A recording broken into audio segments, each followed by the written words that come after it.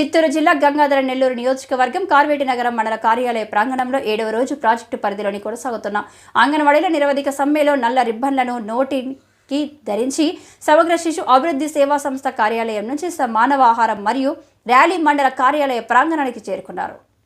ఈ సందర్భంగా సిఐటియు మండల కార్యదర్శి మమత, ఏఐటియుసి మండల కార్యదర్శి రాధమ్మ మాట్లాడుతూ అంగన్వాడీ ఉద్యోగుల కోరికలను ప్రభుత్వానికి విన్నవించుకోవాలని, సమ్మె చేస్తే తాళాలు పగలగొట్టి మరో శాఖకు బాధ్యతలు అప్పగిస్తారా, ఇదేనా మీ ప్రజాపాలన అని ప్రశ్నించారు.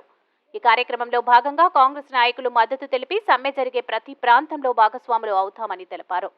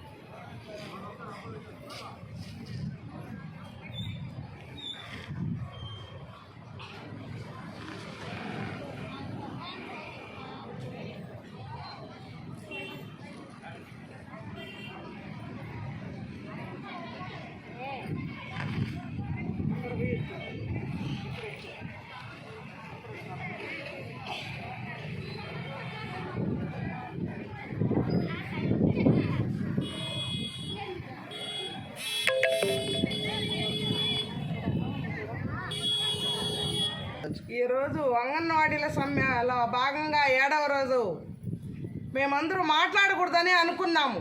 అందుకే నల్ల రిబ్బన్ కట్టుకొని ఈ రోజంతా మేము సభావేదికలో మౌనంగా కూర్చోవాలని అనుకున్నాము. మౌనంగా కూర్చుంటే కూడా మన పని జరగదేమో అని మళ్ళీ మాకు ఒక తపన, మనం లేదు కాబట్టి మనకు జీతాలు పెంచలేదేమో అని ఒక ఆరాటం మాకు. ఈ ఉద్దేశంతో సమ్మెను తలపెడతా మేము ఈ సమ్మెను నిర్వీర్యం చేయడానికి ప్రతి ఒక్క ప్రజాప్రతినిధి నిర్వీర్యం చేయాలనేసి ఎన్నో రకాలుగా మా మీద దౌర్జన్యాలు చేస్తూ ఉన్నారు. మేము గత 30 సంవత్సరాల నుంచి అంగన్వాడీ పిల్లలకు సేవ చేసి అలసి సొలసి మేము ప్రశాంతత తీసుకునే సమయంలో మమ్మల్ని ఈ విధంగా రెచ్చగొట్టి ఇలా మా పైన దౌర్జన్యాలు చేసి తాళాలు పగలగొట్టడం అంటే ఇది ఎంతవరకు సమంజసమని మేము ప్రభుత్వాన్ని ప్రశ్నిస్తూ ఉన్నాం. ఈరోజు ఇదేనా ప్రజలకు మీరు చేసే పాలన? మీరు పాలించే పద్ధతి ఇదేనా? మేము కనీస వేతనం అడిగితే మీరు ఇలా దౌర్జన్యం చేయడము, ప్రజలకు ఇంకా వివరించి తెలియజేస్తామనేసి మేము ఇంకా సమ్మెను ఎక్కువ పొడిగించాలని అనుకుంటా ఉన్నాము.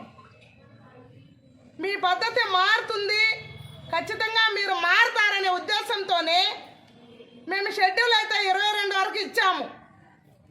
మీ 22వ తేదీ లోపల మీ పద్ధతి కానీ మీ ప్రవర్తన కానీ మారకపోతే మిమ్మల్ని గద్దె దింపడం ఖాయమనేసి మేము హెచ్చరిస్తా ఉన్నాము. ఈరోజు రాష్ట్ర వ్యాప్తంగా 7 రోజులుగా సమ్మె జరుగుతూ ఉంటే సమ్మె చేస్తూ ఉండేదానికి ఎందుకు చేస్తూ ఉంటారు వీళ్ళు, ఎందుకు రోడ్ల మీదకి వచ్చినారు అనే పరిష్కార మార్గం వెతకకుండా ప్రభుత్వము వేరే డిపార్ట్మెంట్ వాళ్ళని పెట్టి అంగన్వాడీలు పగలగొట్టి అంగన్వాడీలను రన్ చేస్తూ ఇంకా చాలా దారుణమైన పరిస్థితికి తెస్తూ ఉంది. ఈరోజు అంగన్వాడీలే వర్క్ చేయనప్పుడు ఐసీడీఎస్ ఆఫీసులు కూడా మూతపడాలని మేము కోరుకుంటా ఉన్నాము.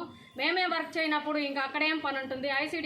ఐసీడీఎస్ ఆఫీసులను కూడా సచివాలయం సిబ్బంది వచ్చి క్లోజ్ చేయాలి.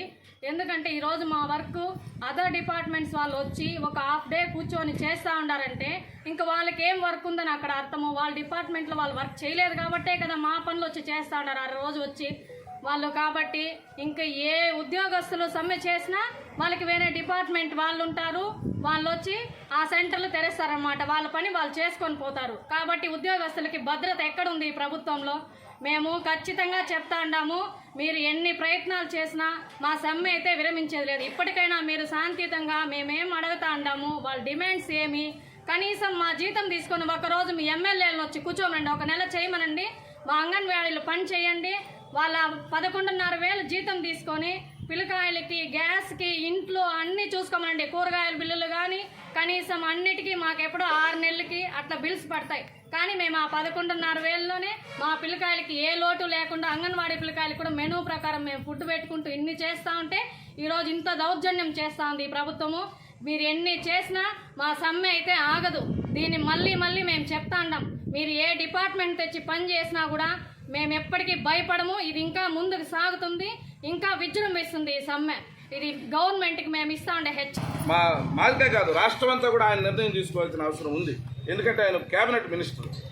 అయ్యా జగన్మోహన్ రెడ్డి గారు, మనం ఇలాంటి ఆడపడుచులందరినీ మనం పోగొట్టుకుంటే మనం రేపు మళ్ళీ మనం గద్దె దక్కాలంటే ఎట్లా అనేసి ఆయన కూడా సూచనలు ఎందుకు ఇవ్వలేదు జగన్మోహన్ రెడ్డి కానీ ఈ సూటిగా మన నారాయణ స్వామి గారిని కూడా నేను కాంగ్రెస్ పార్టీ తరఫున సూటిగా వారిని ప్రశ్నిస్తా ఉన్నా.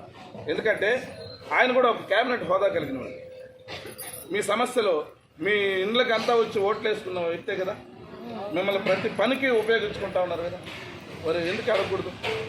దయచేసి మీరందరూ కూడా అమ్మా ఈ ఎన్నికల్లో ఎవరైతే మనకి న్యాయం చేస్తారో వారికి మీ సొంత నిర్ణయం తీసుకోండి అమ్మా. వేమారద్దండి, ఏదోదో హామీలు ఇచ్చి ఉచిత హామీలన్నీ ఇచ్చి మన బతుకులు బజార్పాలు చేసేస్తాం. మన ఓట్లు అసలు ఎందుకు ఉపయోగపడని విధంగా చేసేస్తారు. కాబట్టి దయచేసి ప్రతి ఒక్కరు కూడా మా అక్క చెల్లెమ్మల మీరు మీ కనీస మీ సౌకర్యాలు మీరు ఎక్కడ ఎక్కువ అడగలేదు, మేము అది కూడా గమనించాం. దీంట్లో ఏం డిమాండ్స్ ఏం లేవు, అన్నీ కూడా ఆమోదయోగ్యమైనటువంటి డిమాండ్సే మీరు కోరినారు. సుప్రీంకోర్టు ఇచ్చినటువంటి ఆర్డర్స్ను కూడా వాళ్ళు తుంగలో దెక్కి మిమ్మల్ని ఇంకా కూడా వెట్టి చాకరీకి ఉపయోగించుకునే దానికి చూస్తూ ఉన్నారు. రాబోయే రోజుల్లో మీరందరూ కూడా గట్టి గుణపాఠం ప్రభుత్వానికి ఇవ్వాలనేసి ఈ సందర్భంగా ఇంకా కూడా ఇంతటితో మేము కూడా ఆగమ్మా. రేపు నుంచి కనీసం ఒక 2-3 ప్లేసులలో కూడా మేము వెళ్ళి మీకు సంఘీభావం తెలిపేదానికి మా స్థానిక నాయకత్వాన్ని కూడా మేము అందరినీ కూడా అప్రమత్తం చేసి ఎక్కడికక్కడ మీకు మద్దతుగా మేము ఉంటామనేసి తెలియజేస్తూ, మీరు నిరాహార దీక్ష చేస్తే ఆమరణ నిరాహార దీక్ష చేసినా కూడా మేము మా పార్టీ క్యాడర్ని అన్ని మండలాల్లో కూడా అప్రమత్తం చేసి మీకు సంఘీభావం తెలిపే విధంగా మేము చేస్తామని, మీ న్యాయమైన కోరికల్ని ఇప్పటికైనా మన ప్రభుత్వం గద్దె